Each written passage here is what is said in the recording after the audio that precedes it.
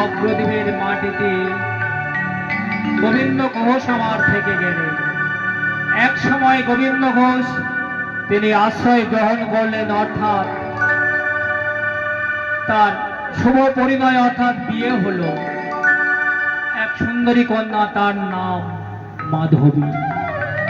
মাধবীর সাথে গোবিন্দের শুভ পরিণয় হওয়ার পর বছর ঘুরতে না ঘুরতে তার কোন আলো করে সুন্দর একটি ফুটফুটে সন্তান এলো। গোবিন্দ ঘোষ তার নাম রাখলেন গোপীনাথ।